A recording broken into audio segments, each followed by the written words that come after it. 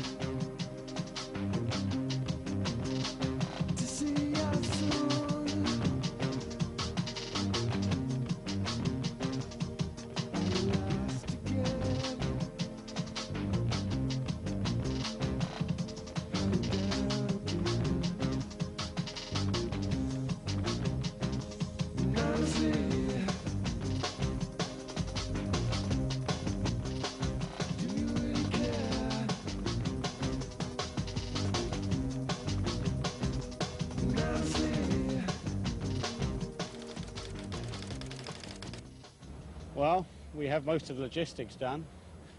We've got about 3 months and 10 days left, and it's all over the place, actually. When you've been doing something for 4 years non-stop and you've invested everything in it, the passion's there, no matter how annoying the project gets and how stressed you get, it's everything. And at the moment, the whole project is basically my life. If I was to take away the Atlantic from what I do, there would be nothing there at the moment. I mean, there really is nothing there without the Atlantic. Windsurfing across the Atlantic? Windsurfing across the Atlantic, yeah. There's an awful lot of money at stake. I think you're crazy. Most of my money, all of my money, is invested in the project. There's a lot of other people's money who believed in what I was doing.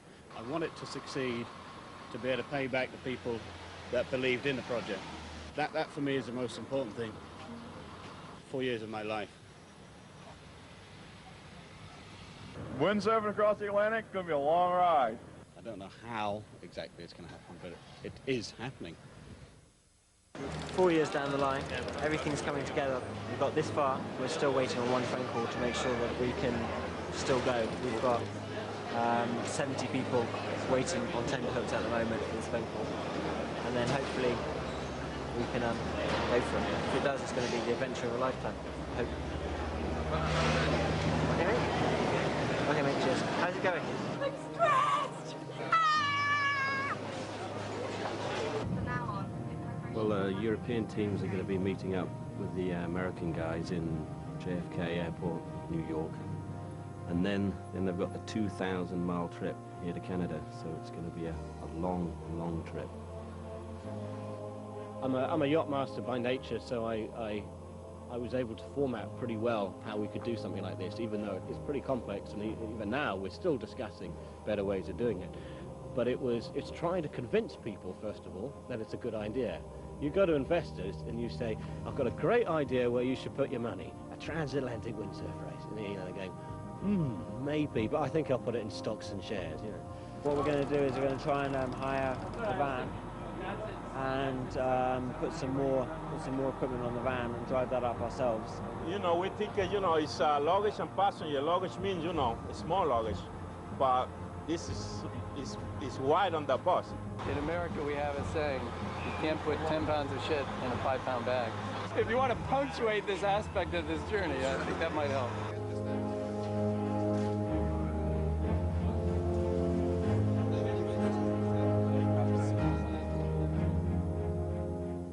2 weeks ago I had a sponsor pull out for $80,000.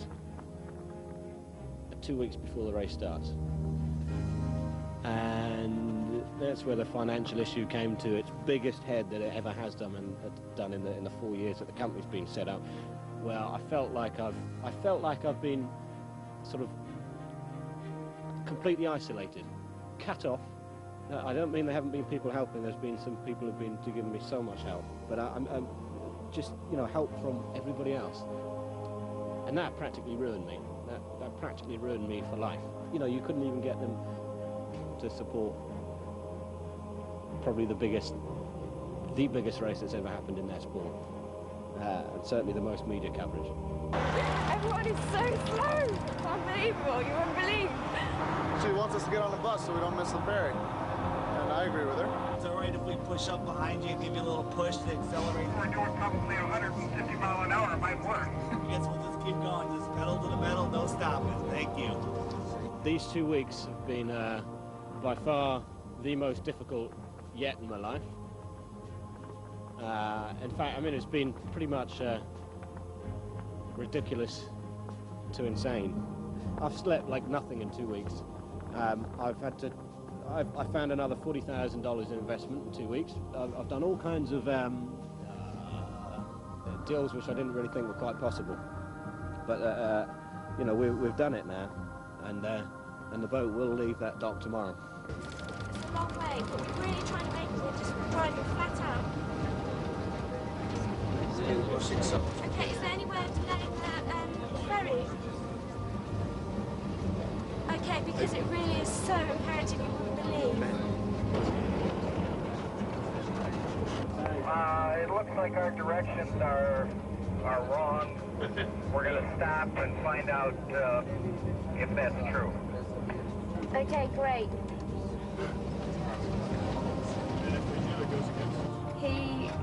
He took a right down this road, so we're driving down the border. And when that's completely wrong, we need to go straight across here.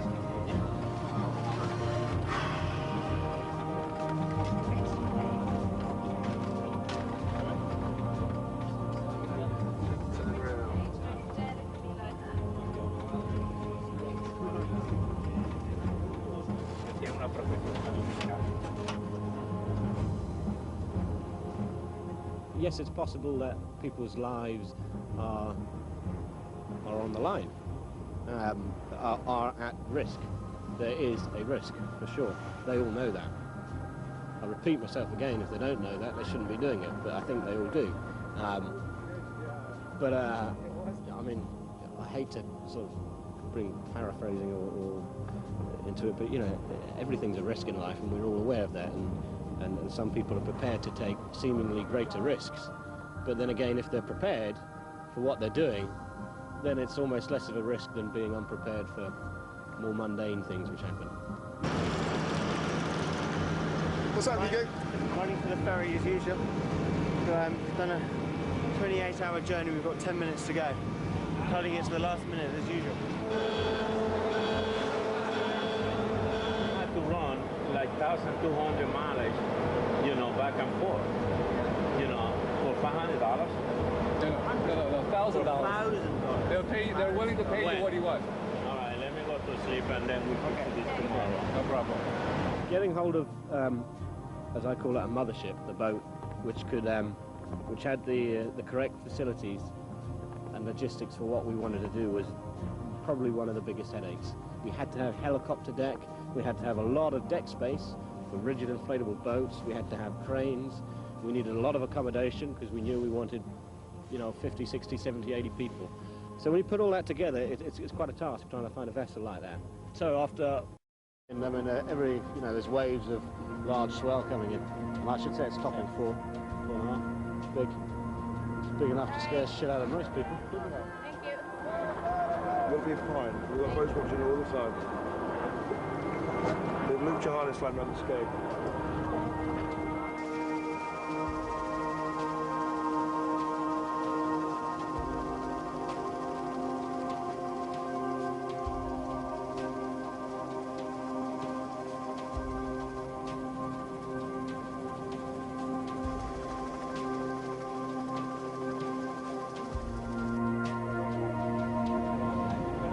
wait a minute. Ooh. So much power. You think better than 7-0? No, I think it did 7-0. Jag över toppen precis så den ligger där.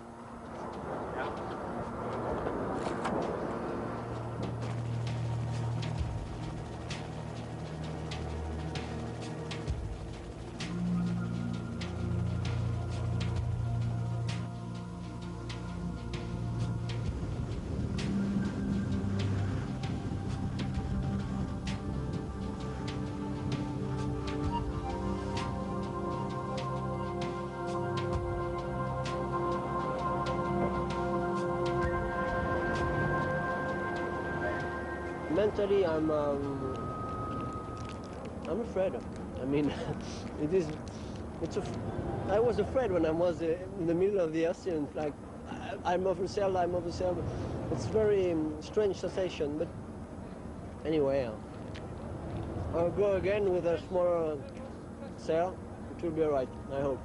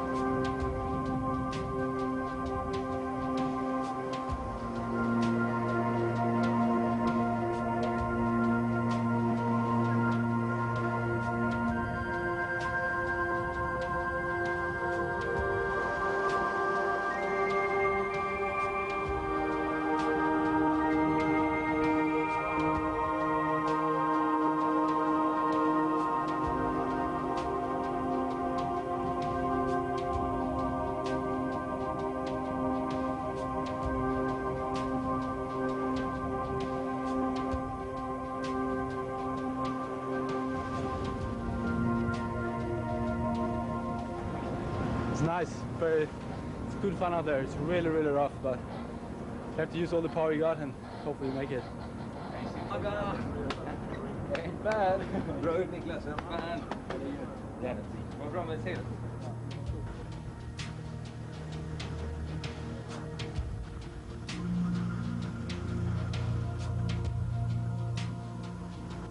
Pinch me, please, pinch me. I can't believe it, really. I'm so stoked.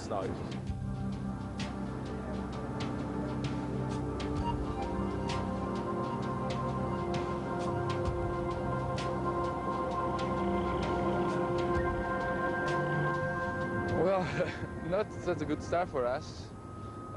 Micah has been suffering from seasick, and I still think that if we get lucky and if we get used to the conditions, we can do a little better. This is my broken out haul out on the ocean, and the reason I'm saving this is because I had to bite through this rope. And I want you all to know that I still have some of this rope between my teeth. Did you have to bite through it? They came with a knife, and I could get the last part with a knife, but until then I was sitting there cleaning it like a corn cob.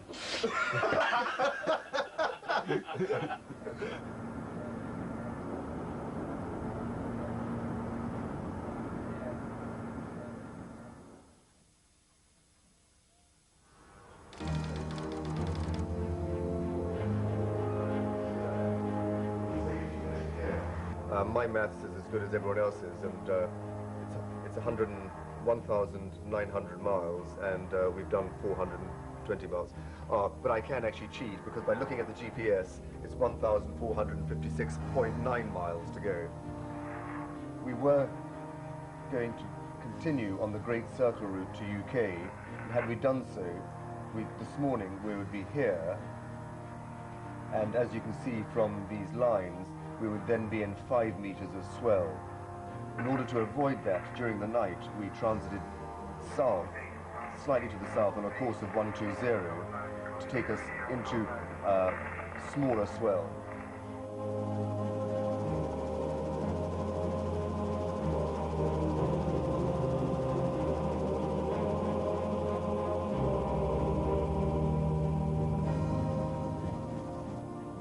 We always said from the beginning that we had our limits to what we could safely protect people in. And I hate to be boring and I hate to say it over and over again, but we can't look after the safety of people out there, and nobody can go out. It's as simple as that. I know it's all about adventure, and it's a big wave, and danger. But look at this. Look at this swell. This is 5-metre swells, easy. Well, we've worked in conditions like this before, right? But it's still, we know our limitations, you know, and we could quite happily run along here all day, but it's getting in and out of the boat. That's getting in and out of this. That's what it's all about. Yeah, I was sitting in my bed and it got a little bit rocky. And when I say a little bit rocky, I mean 35, 40 degrees all the way over and pinned. And in my room, I have this very special bed. It looks like a V, and you never get knocked out of it. But this time it rocked over so hard, and there was a little bit of a bump, and it chucked me right out of the bed. And I did 1, 2, 3 into the door, and then 1, 2, 3 into the bed, and I got these. And then since I wasn't wearing any clothing, I got them all over my butt as well.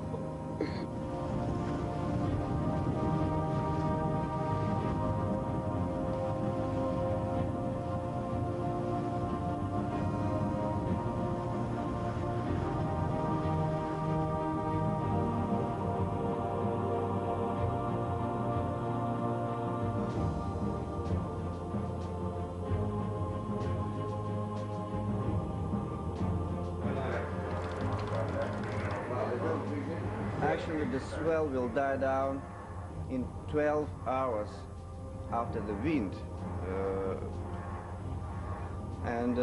Maybe in the evening we'll have no so big swell, but now it is still about 4.5 meters.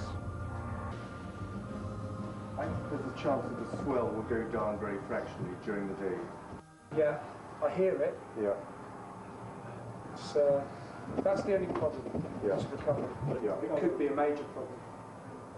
I mean, I know the argument is if you can get 2 and you can get 3 in, but I mean, we're doing everything right next to Sure. and why complicate it even more? If one goes down, we've still got another in the opposite. If one goes down, it means the only other riff has got to do the rescue of that, and the windsurfers have just got to mill around. And it could take a long time. Which could take a long time to do the transfer.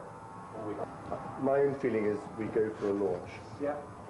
And hope the swell just dies down. Hope we don't get any problems. Let's give it a go. Yeah, okay.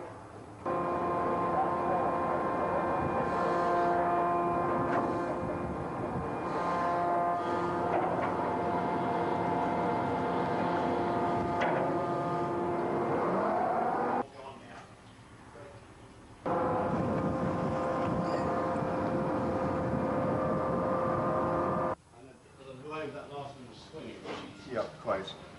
It's just not worth it. Right, can we go into a launch? Yes, you can. Hello, Zero, this is KK.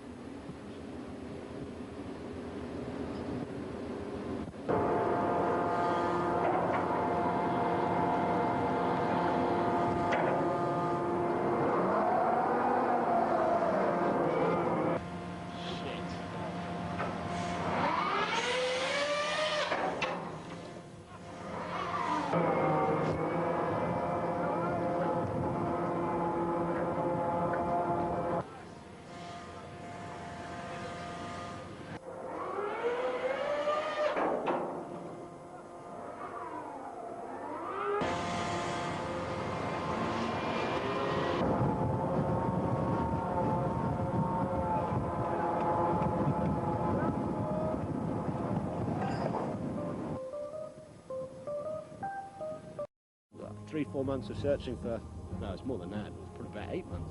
I was reading the Sunday Times one morning and I saw a picture of that thing. So I called up the agent and I said, you know that boat, the Captain Klebnikov? I said, does it do, could you hire the whole boat?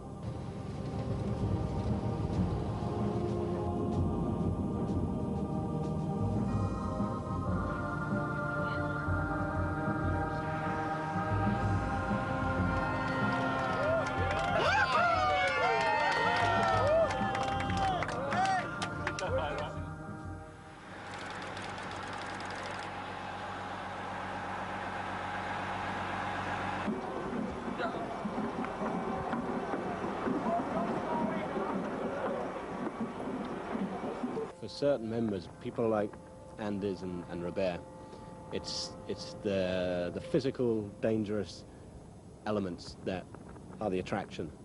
I don't worry about dangers. I think it's calculated risks is what it's all about. And then, you know, if it gets too nasty, you climb out, hop on the boat and wait it out. I mean, that's simple.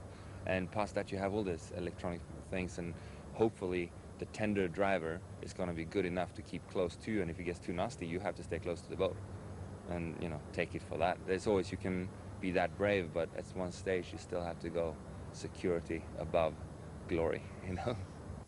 There's a lot of windsurfers who aren't here as well, who shared that want for the risk, as it were, for the excitement, who didn't make it for one reason or another. And that's why people want to do it.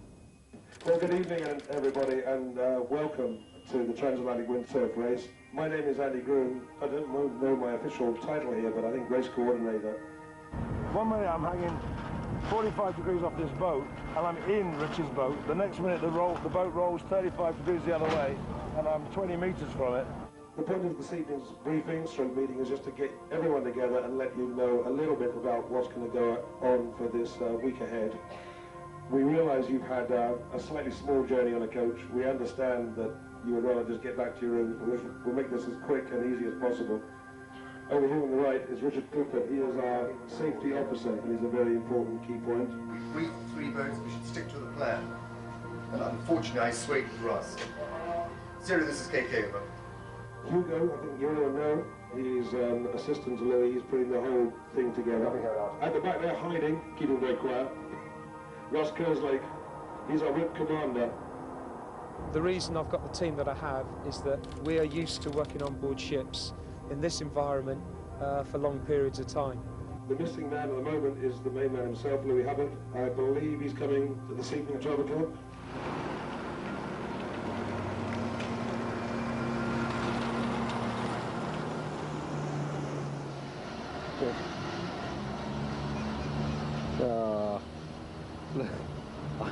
I need some peace.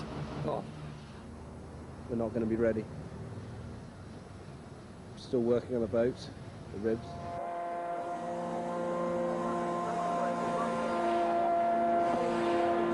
One of them hasn't got an engine. They've got nowhere to stow them at the moment when the boat's rolling at sea. The environment we come from is the fact that you're here and all you've got is what is on board this ship. So therefore it's no good moaning about what we could have had and what we should have got. The fact is that we're here now and we've got to achieve our aim. They're not good, but they're not bad. They were meant to be purpose-built, beautiful little babies, but now they've turned into one with no engine. But that's not a problem. We have paddles. Still got a lot of supplies to get. Got to work out how I'm going to pay for that.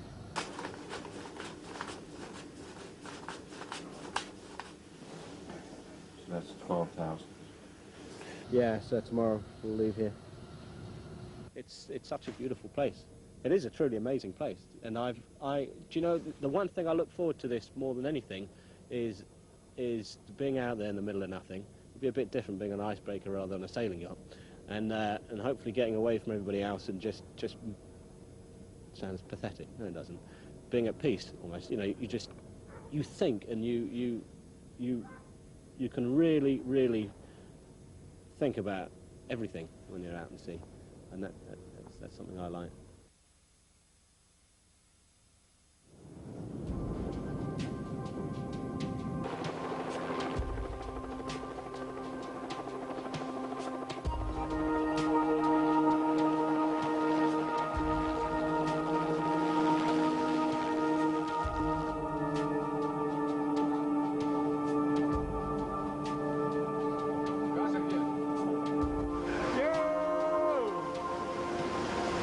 Next year maybe, eh? When I leave, my wife, she cried. Because we never know. The sea can be unbelievable, so we need to really respect also on the other side.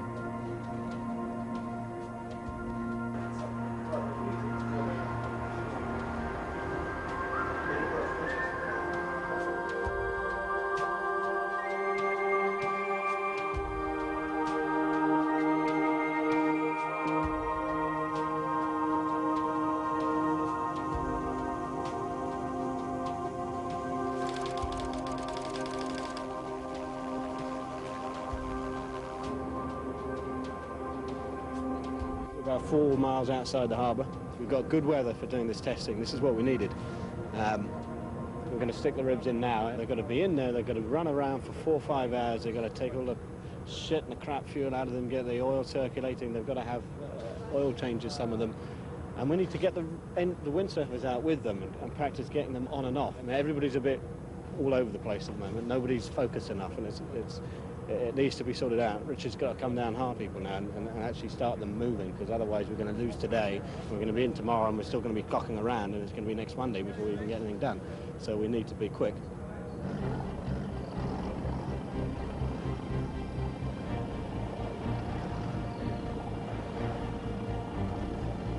Well, we've got 2 boats in the water. It's 2 more than I thought we'd have about half an hour ago. We've still got problems with the curvature of the ship and the craning. Language problems, they've got different techniques to what we've got. And I just hope we can sort it out. At the moment, it's calm weather. If we have calm weather going across, we can achieve our aim. If it starts blowing and we have swell of even 2 meters, we're going to have problems when the boats get in the water. The coxswains, to all intents and purposes, are in control to the last minute. Here, the ship's in control, or the crane's in control, until the last minute.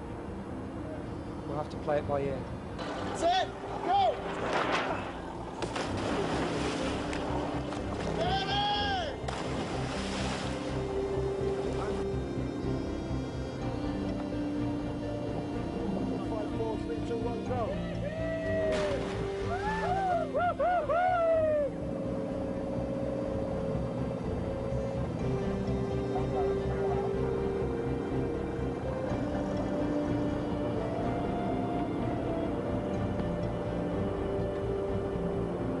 We have got some very good safety equipment on board, and everyone knows how to use the equipment, and it is certainly adequate for this particular job, providing it all works. And this race hinges on good communications. Well, you bloody well get down there and do it, all right? No, I don't mean that. We have to tell him what's happening. Today's gone well.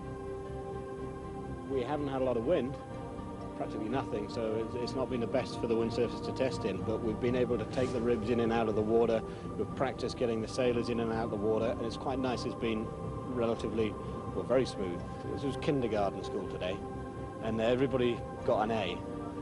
Had we not done this practice today and gone out into the ocean, we'd have had all sorts of problems. So I think it's been a most beneficial day.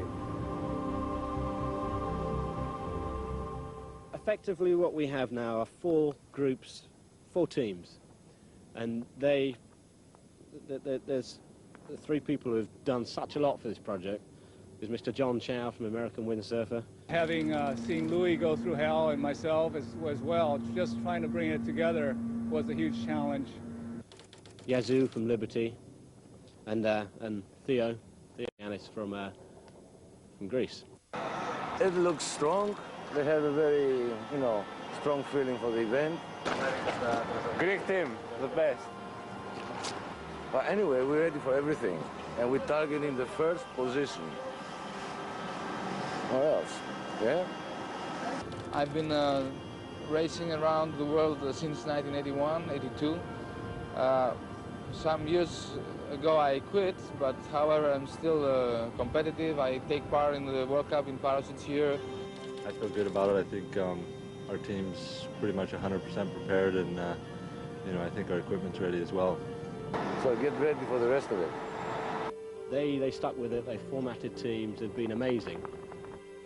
The Team Liberty has basically been my witch sponsor, Yasu, from Japan, that really got us motivated to go and do this thing. We sat down and tried to create a team that, that one would fit with the rules here, which means that in many ways we were racing under European Community flag. And we said, well, he's sponsored already, Robert and myself. He goes, you guys should do it. Chance like this to do the transatlantic is not every day, so I love the sports, it's my job and everything, and then if I don't do, maybe I regret, Managed to get the 2 of us all organized. Then out of the blue came that we need a 3rd sailor.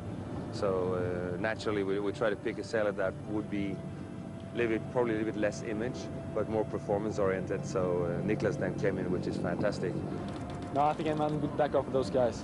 It's really nice that I'm letting me have a chance here, even if I'm not one of the top 5 ranked in the world or anything. They're really nice that I'm letting me have a chance in this race. Captain, are you aware that we've got amateur and professional windsurfers in this race, and that it's such a hazardous event? I think to mix the two is asking a bit much. Right, this is Dennis. Hi. I've got his name right, hopefully. French teammate number 1. And Antoine. And this is Antoine. French team number 2. Yeah, we sort of met probably about an hour after arriving here in St John's. We've been on a coach ride for a little while, and they were down one end of the bus sleeping, I was down the other end of the bus sleeping. And we sort of got together, started chatting and that, and here we are. I was the first to sign this contract with Louis Hubbard in Frankfurt, at the indoor in Frankfurt. And it was a very emotive moment. It was like, I thought Louis is very happy. It's an adventure. It's more of a family. It's more of a unit. It's more of a, come on guys, we're gonna race together, all 4 teams, and we're gonna get across the other side of the Atlantic, and we're gonna prove to people that it could happen, that it has happened, and we're gonna show them how amazing it looks. And sure, we'll race as well.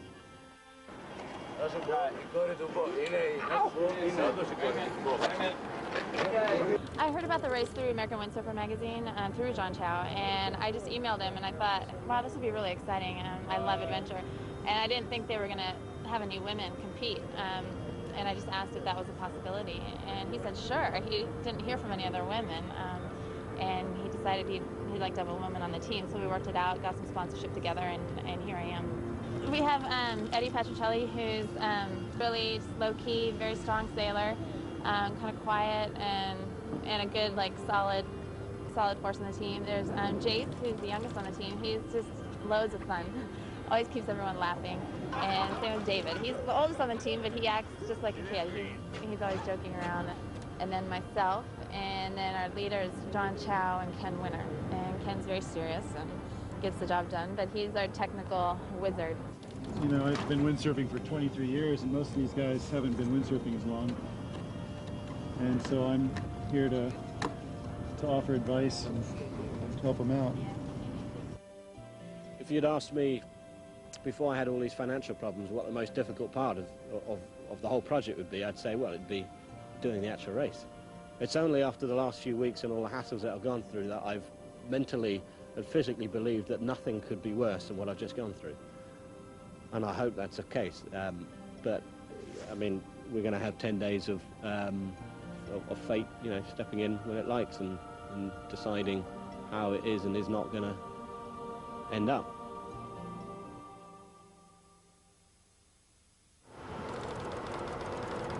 What I'm doing is programming the GPSs so that they all read with the same data, because you can adjust the data to give grid or nautical information.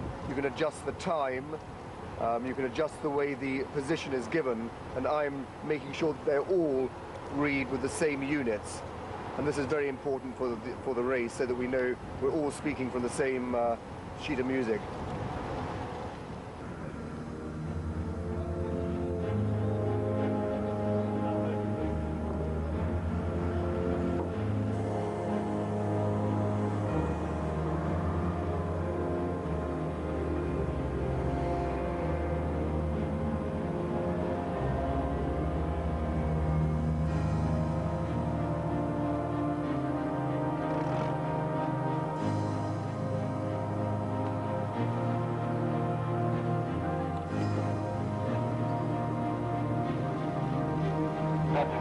Much better. Over. Yeah, I think we've got it sussed. I'm definitely looking forward to getting on the water, even though there's no wind. I'm just looking forward to getting off the boat and getting wet.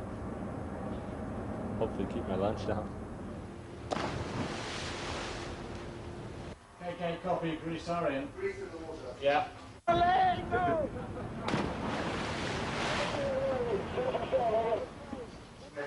Liberty team in. Radar is working.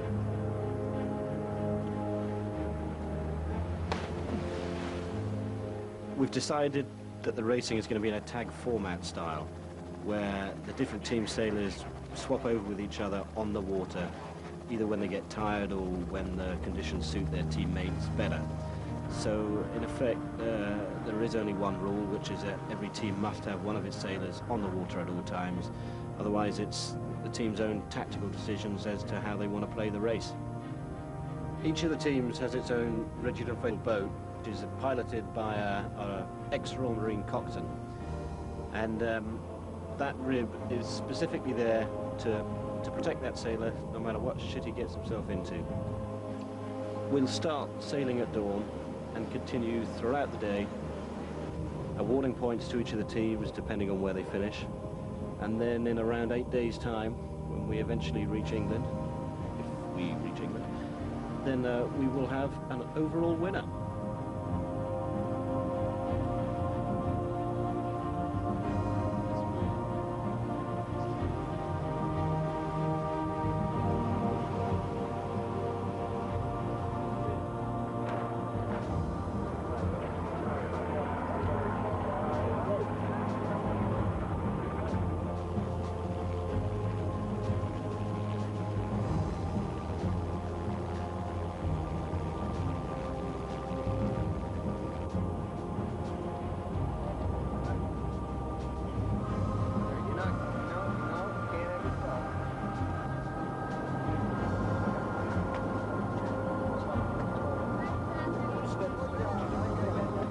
Big out there. It's not like any sailing I've ever done, and it was a rush. I broke an owl haul though. I thought I had my energy back, and then my owl haul broke, and I was treading water, and the guys luckily came by with a knife and I could cut it, but by then I was just pooped.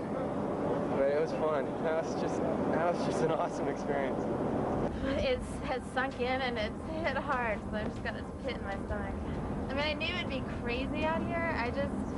Again, just watching the ribs get in and out of the water and recovering the gear, that's what's the scariest part, because there's potential for injury is huge.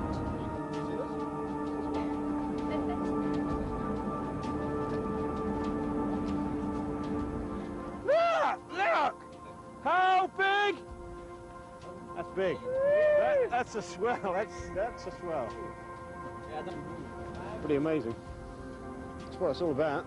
We've been quite lucky actually. But some of these big ones just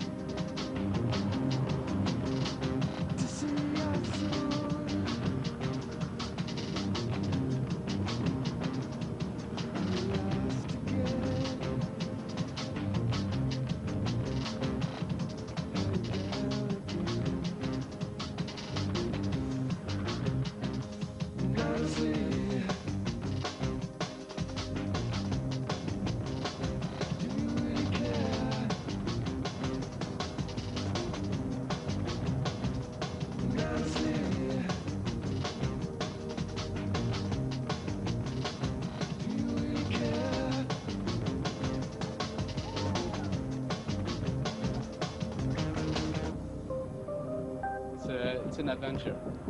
So I'm still, my heart's not beating too much right now, but it will. No. I will have to try once. And I will know by myself, okay, Antoine, it's not for you. It's for Anders, it's for Robert, it's not for Antoine.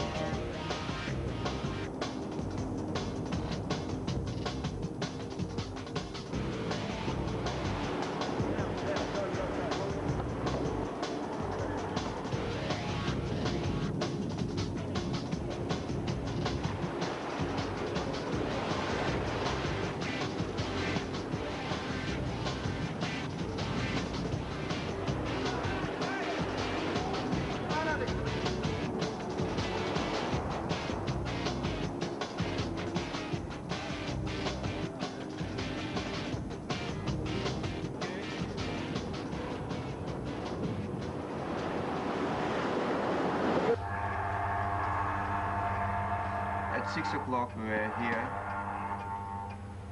That's about 770 nautical miles from St. John's, and about 1,300 nautical miles to UK.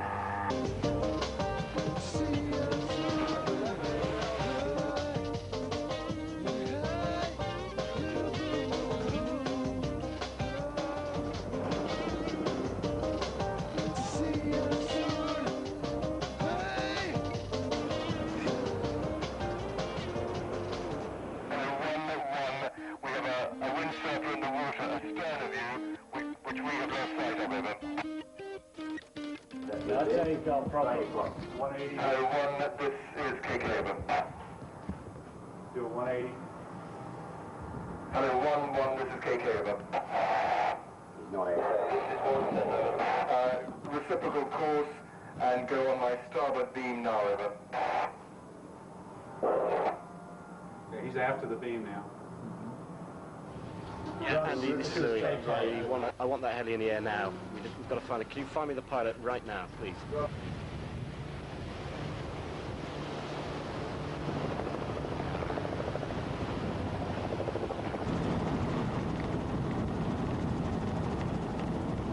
We have a windsurfer's just gone down. He actually communicated with KK, but we have 2 ribs somewhere close to him.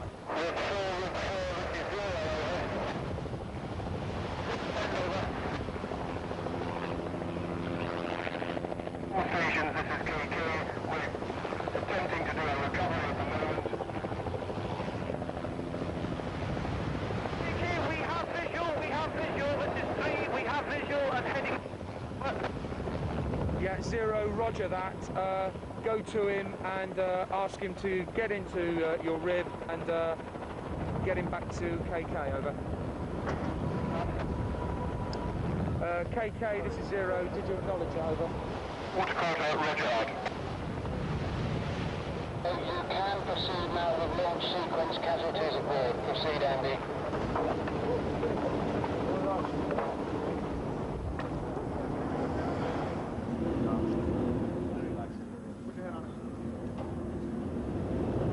That was worse than I ever imagined. That was the hardest thing I've ever done in my entire life. We did see one case of mild to moderate hypothermia, and that was with Dave Wise, one of the American sailors, who I think, suffering with the extreme conditions and the swell, very quickly became tired, and once you're tired and spending time in the water, was swallowing water, and as we all saw, he wasn't quite himself when he got back on board, and it took him a while to warm up, but he was fine. Had we stayed on the Great Circle route, which is this line, we'd have got into stronger winds and bigger seas. As it was, even down here, we were getting 5-meter swells.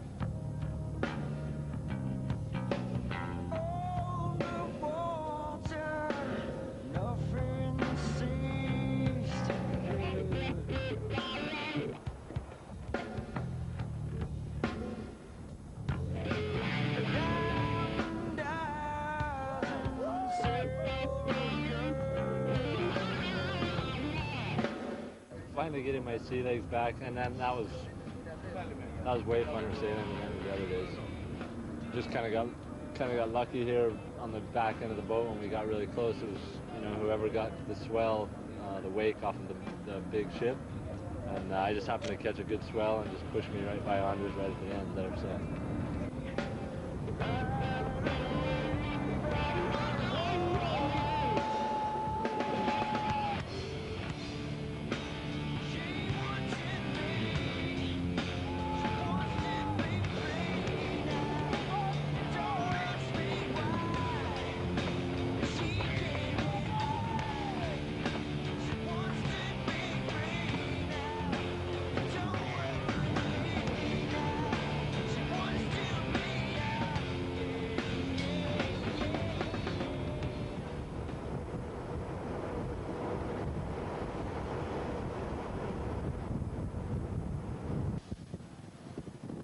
The one thing that really worries me is getting the boats in and out of the water.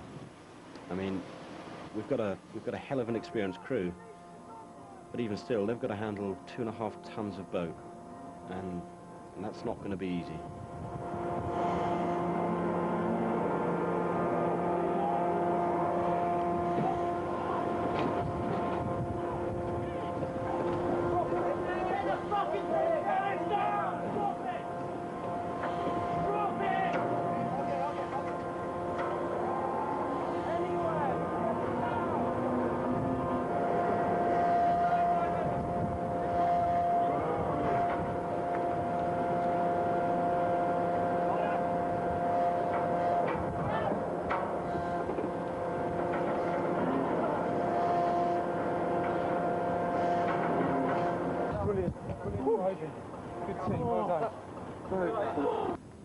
And then jumped out, he tried to move the boat, and we had the boat swinging. Oh my goody God!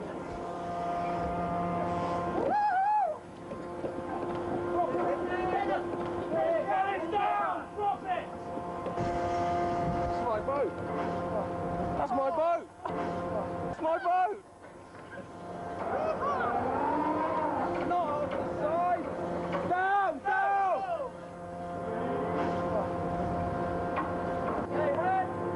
So scary. Oh, my camera on that boat.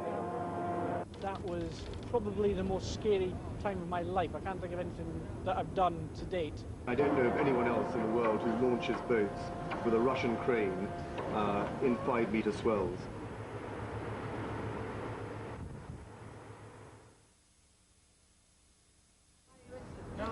short sleeve, short leg wetsuit in this kind of condition is not good, not good. Okay, Robert. Robert's not a man, he's a robot. And I think that's just to cover up his metal skeleton. It's out of his mind. Keep an eye on us. Keep an eye on me, eh? Don't lose, eh? Okay, we ready? There, guys.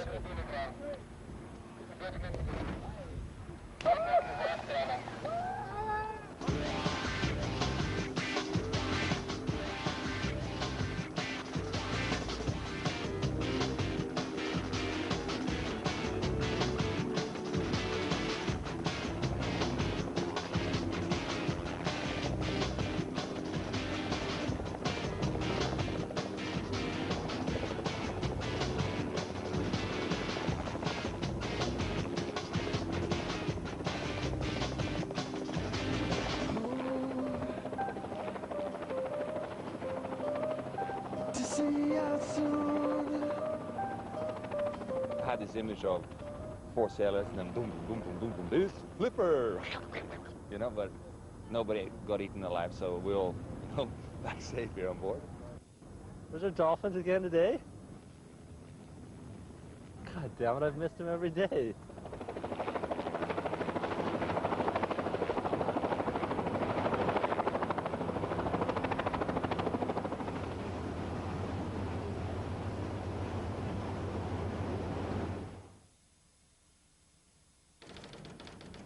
We've just passed Start Point and we're approaching Portland Bill, and we've just given the ETA to the Coast Guard as 1500, and the time now is 12:30.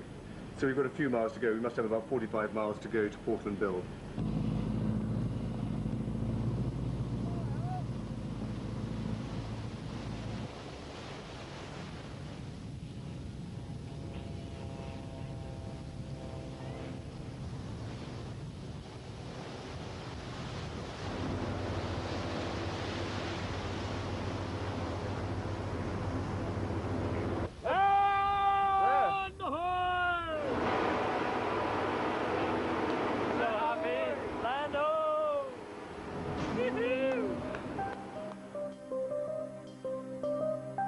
See you soon.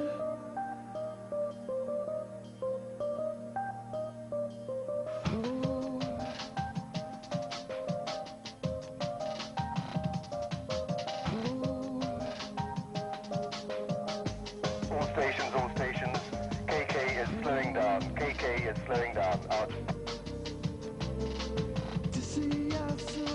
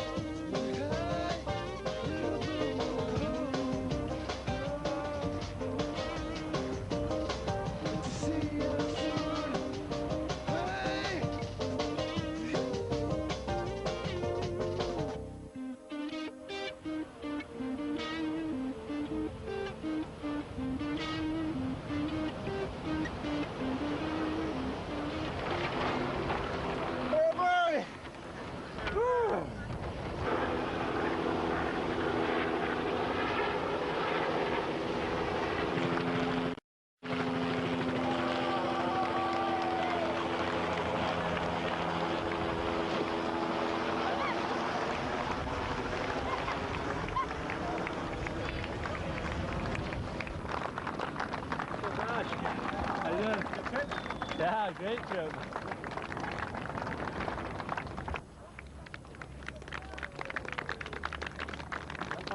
Okay, guys.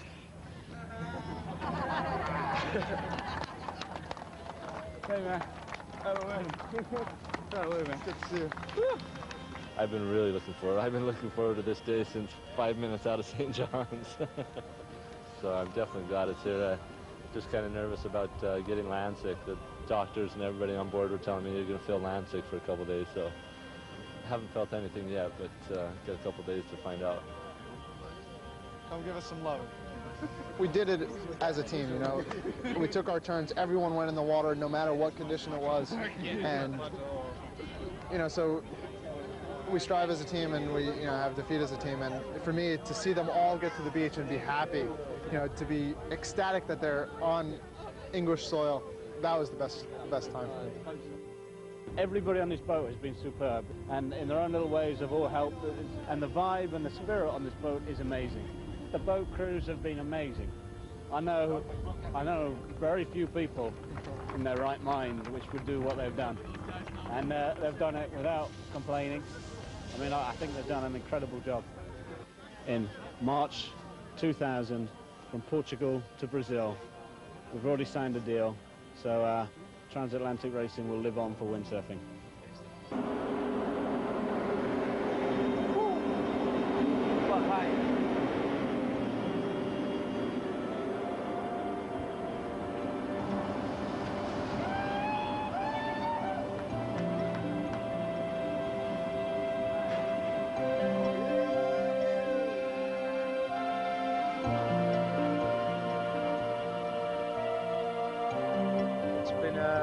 It's been one hell of an experience. I think on the whole it's been something we can always look back on as, yeah, we did it.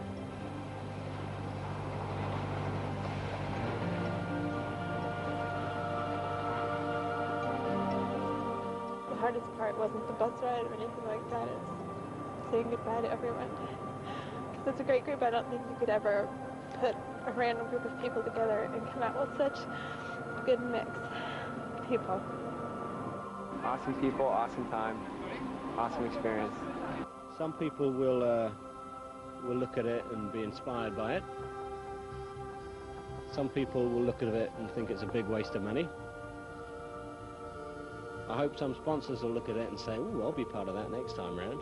I do like things to be successful, for sure. It all came together. It all worked. And Louis was right.